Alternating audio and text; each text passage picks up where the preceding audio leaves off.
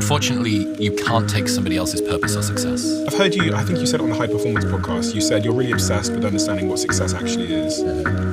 So I also, just before we go into the more practical things, if someone sat at home, and I know people come up to you on your tours and ask you questions like this a lot, they're sat at home trying to figure out what success actually is for them. Is there a framework or a principle or a method to figure out what it might mean for them?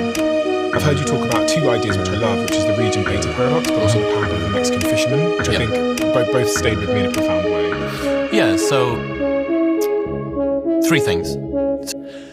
What success looks like for any individual person is going to be different. For you, knowing that you really want a family. Unfortunately, you can't take somebody else's purpose or success.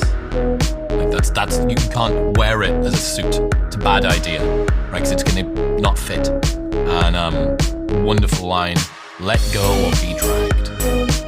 If something doesn't fit, eventually it's going to hurt wearing it. And that means if you're not careful with how you design what it is that you chase after, you can spend your entire life realizing that you climbed a huge fucking ladder, a very, very long ladder that was leaning up against the wrong wall.